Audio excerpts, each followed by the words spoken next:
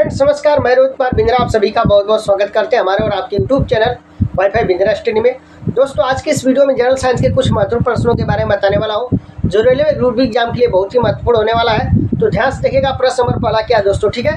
प्रश्न नंबर पहला क्या है दोस्तों, ध्यान देखिएगा। करा लाइट डिटेक्टर, ठीक है, लाइट डिटेक्टर उपकरण को डाटा के रूप में भी जाना जाता है, ठीक है। प्रश्न क्या है दोस्तों, प्रश्न कह रहा है लाइट डिटेक्टर उपकरण को डाटा के रूप में भी जाना जाता है। ऑप्शन नंबर एक करा seismograph, option number B barograph, option number C polarimeter, option number D polygraph, ठीक है। दोस्तों याद रखिएगा प्रश्न नंबर पहले का जो राइट आंसर बनेगा, ठीक है, प्रश्न नंबर पहले का जो राइट आंसर बनेगा दोस्तों, लाइट डिटेक्टर उपकरण को डाटा के रूप में भी जाना जाता है। तो इसको एक रूप में और जाना जाता है, उसका क्या नाम है दोस्तों, पॉलीग्राफ, ठीक है, पॉलीग्राफ नाम है दोस्तों, पॉलीग्राफ नाम है दोस्तों, ठीक है। यानी ऑप्शन नंबर कौन सा सही, option number D right answer बनेगा, ठीक है ना। प्रश्न नंबर पहला आपके समझ में आ गया होगा, ठीक है। अब आते हैं दोस्तों प्रश्न नंबर दूसरा की तरफ, ठीक है। तो प्रश्न नंबर दूसरा क्या है दोस्तों, ध्यान से देखिएगा। प्रश्न नंबर दूसरा है भट्ठों जैसे अपेक्षाकृत उच्च तापमान मापने के लिए निम्नलिखित में से किस यंत्र का उपयोग किया जाता है दोस्तों, किस यंत्र का उपयोग किया जाता है दोस्तों। ऑप्शन नंबर ए दिया दोस्तों barometer, option number B pyrometer, option number C ammeter, option number D flux meter दोस्तों, ठीक है ना। याद रखिएगा दोस्तों भट्ठों जैसे अपेक्षाकृत उच्च तापमान मापने के लिए निम्नलिखित में से किस यंत्र का प्रयोग किया जाता है दोस्तों, उस यंत्र का नाम है दोस्तों, याद रखिएगा। दूसरे का जो राइट आंसर बनेगा दोस्तों, याद रखिएगा दोस्तों भट्ठों जैसे अपेक्षाकृत उच्च तापमान को ठीक है मापने के लिए किस यंत्र का उपयोग किया जाता है दोस्तों, उस यंत्र का नाम है दोस्तों, याद रखिएगा पायरोमीटर दोस्तों, पायरोमीटर दोस्तों, याद रखिएगा उस यंत्र का नाम क्या है दोस्तों, पायरोमीटर। यानी दोस्तों ऑप्शन नंबर कौन सा सही होगा, option number D right answer होगा दोस्तों, ठीक है। उम्मीद करता हूँ प्रश्न नंबर दूसरा भी आपके समझ में आ गया होगा दोस्तों, ठीक है। दोस्तों प्रश्न नंबर तीसरा की तरफ, ठीक है, ध्यान से देखिएगा। प्रश्न नंबर तीसरा क्या दोस्तों, प्रश्न नंबर तीसरा क्या है दोस्तों, निम्नलिखित में कौन सी अदिश राशि है दोस्तों। कर आप प्रश्न निम्नलिखित में से कौन सी अदिश राशि दोस्तों, ठीक है। ऑप्शन नंबर दिया संवेग, ऑप्शन नंबर बी बल, ऑप्शन नंबर सी द्रव्यमान, ऑप्शन नंबर डी वेग, ठीक है। तो सबसे पहले अपन जानते हैं दोस्तों प्रश्न नंबर तीसरे का राइट आंसर क्या होगा दोस्तों। सबसे पहले जानते हैं दोस्तों अदिश राशि क्या होती है दोस्तों, अदिश राशि क्या होती है दोस्तों, याद रखिएगा। अदिश राशि किसे कहते हैं दोस्तों, ठीक है, अदिश राशि किसे कहते हैं दोस्तों, वे राशियाँ जिन्हें व्यक्त करने के लिए केवल दिशा की जरूरत होती है दोस्तों, वे राशियाँ जिन्हें व्यक्त करने के लिए केवल परिमाण की आवश्यकता होती है दोस्तों, दिशा की नहीं, ठीक है। वे राशियाँ जिन्हें व्यक्त करने के लिए केवल परिमाण की आवश्यकता होती है दोस्तों, दिशा की आवश्यकता नहीं होती दोस्तों, याद रखेगा। इसमें दिशा की आवश्यकता नहीं होती दोस्तों, इसमें दिशा नहीं होती है दोस्तों, केवल क्या होता है परिमाण होता है, ठीक है दोस्तों।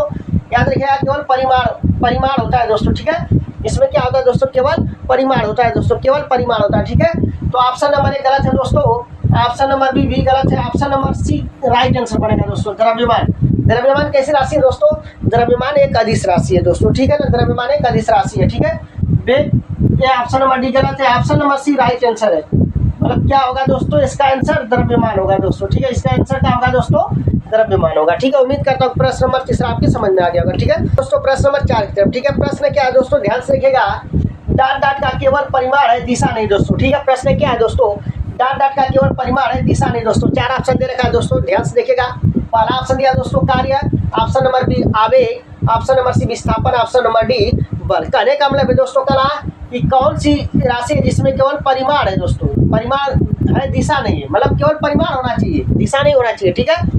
तो इसका आंसर क्या बनेगा दोस्तों, चौथे का जो आंसर बनेगा दोस्तों, ध्यान से देखिएगा दोस्तों, ठीक है। परिमाण है, दिशा नहीं, समझ में आ रही बात। मतलब यहाँ पर भी क्या पूछ रहा है, अदिश राशि।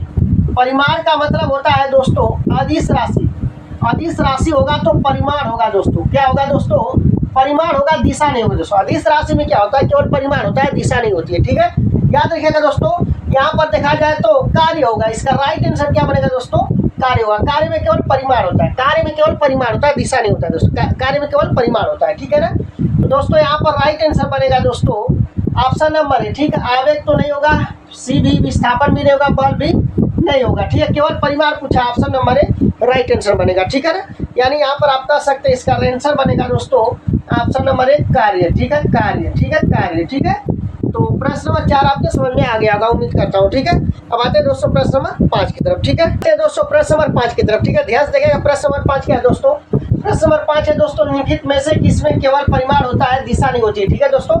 यहाँ पर प्रश्न क्या पूछा गया दोस्तों, निम्नलिखित में से किसमें केवल परिमाण होता है, दिशा नहीं होता है। चार ऑप्शन दिया है दोस्तों, ऑप्शन नंबर एक कार्य, ऑप्शन नंबर बी विस्थापन, ऑप्शन नंबर सी कार्य, ऑप्शन नंबर डी बल। यहाँ पर कार्य 2 बार आ गया दोस्तों। यहाँ पर आप लिख दीजिएगा, यहाँ पर क्या लिखिएगा, वेग लिख दीजिए। ठीक है, क्या लिखिएगा दोस्तों, वेग लिखिएगा। ठीक है ना।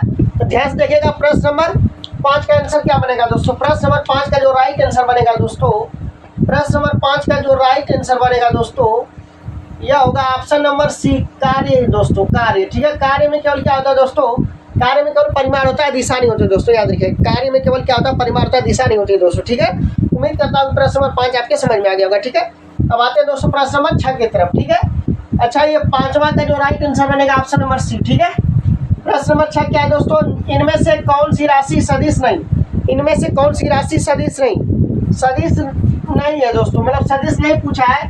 तो ऑप्शन नंबर ए शक्ति, ऑप्शन नंबर बल आगुण, ऑप्शन नंबर सी विस्थापन, ऑप्शन नंबर डी बल। ठीक है ना। तो इसमें याद रखिएगा 6वें का जो राइट आंसर बनेगा दोस्तों, 6ठे का जो उत्तर बनेगा, याद रखिएगा इसका शक्ति होगा दोस्तों। शक्ति कौन सी राशि है, अदिश राशि है, सदिश नहीं है, अदिश राशि, लेकिन पूछा कि सदिश नहीं है। तो ऑप्शन नंबर बी बल आगुण, ये भी सदिश है, विस्थापन भी सदिश, बल भी सदिश राशि है। तो बचा क्या दोस्तों, ऑप्शन नंबर ए शक्ति। यह क्या होगा, यह सदिश नहीं है, तो right answer option number A, यानी क्या कहेंगे दोस्तों, शक्ति कहेंगे, यानी शक्ति। Option number A right answer. ठीक है ना। उम्मीद करता हूँ प्रश्न नंबर 6 भी आपके समझ में आ गया होगा। ठीक है दोस्तों, यदि यह वीडियो आपको अच्छा लगा होगा तो लाइक शेयर एंड सब्सक्राइब जरूर करिएगा। फिर मिलते हैं अगले वीडियो में। जय हिंद, जय भारत।